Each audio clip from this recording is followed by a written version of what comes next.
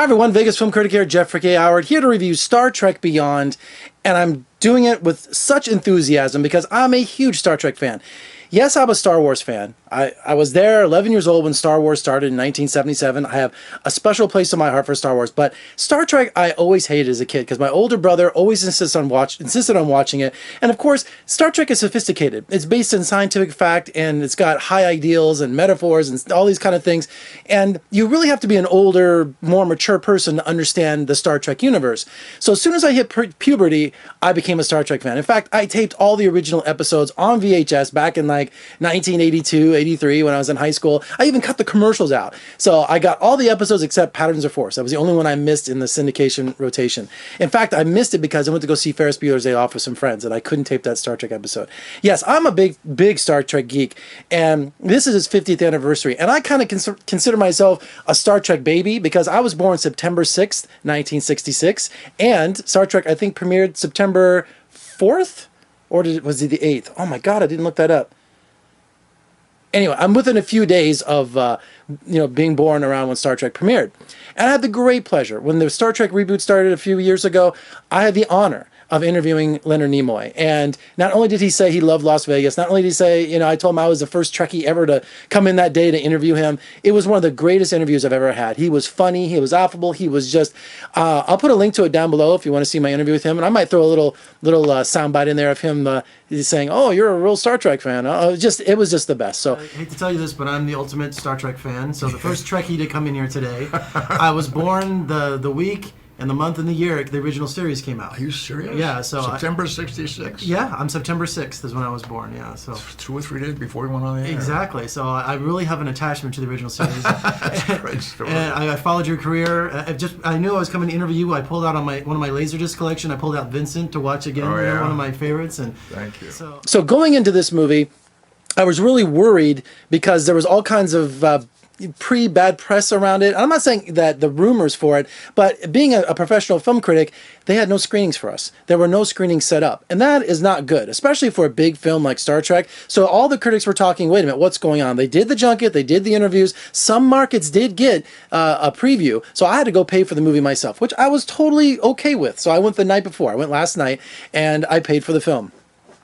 So I'm happy to say, guys and gals, this is fantastic. This is, in my opinion, probably the best Star Trek movie out there.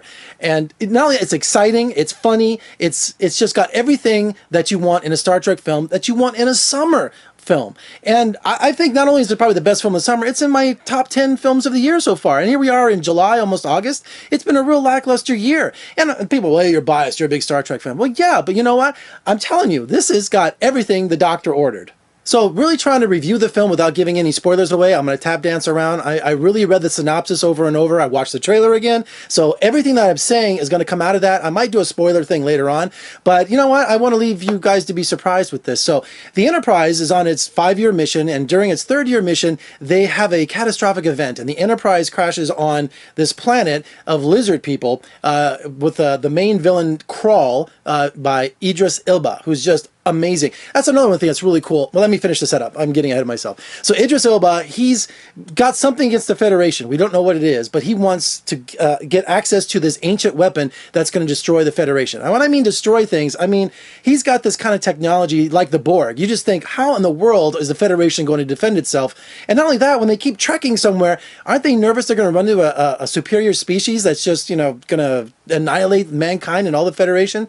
So we have them crash landing on this planet, and everybody is in the escape pod. So everybody's been broken up into groups. All right, and that's what's really cool. We have Bones and Spock together. We have Chekhov and Captain Kirk together. We have Mr. Sulu together with Uhura. So everybody's got their own screen time and their own like mini plot going on. Oh, of course, Scotty. Don't forget Scotty.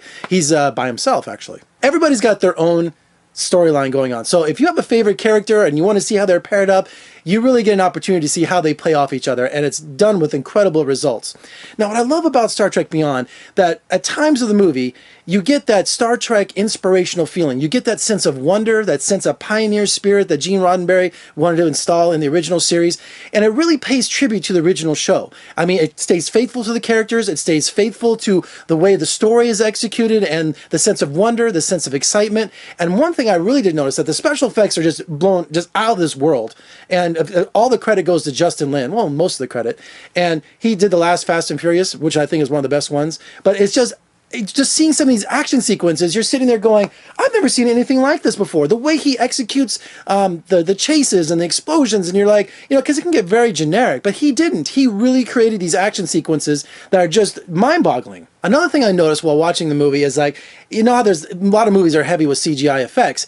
They really return to makeup. So you see all these creatures on the Enterprise. You see the Commander Karl, Idris Elba. He's got real makeup on. So you're sitting there. It's kind of messing with my senses because I thought, wait a minute, am I back in the 1980s? Am I back in the 70s where they used full makeup? But you know what? It really gave this believability, this reality to Star Trek. And it's so cool to see for its 50th anniversary, they return to their roots. Have to mention Sofia Boutella, who plays Jayla. She's this creature alien that helps Captain Kirk and the Enterprise crew to do a rescue mission and do all these kind of things.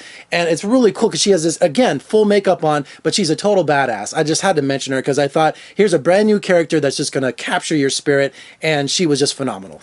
Now, a lot of people criticize the trailer for not being exciting, and I really don't watch trailers. I like to go in totally surprised, but I did notice the movie poster campaign, and it gives a little throwback, a little homage to Star Trek: The Motion Picture from 1979. And I remember waiting in line when I was like 12, 13 years old to see Star Trek: The Motion Picture. I wasn't a real Trekkie by then. I love that film. I love the musical score from Jerry Goldsmith, but I love the movie posters for that. And the Star Trek Beyond really pays tribute to that, and it's pretty cool.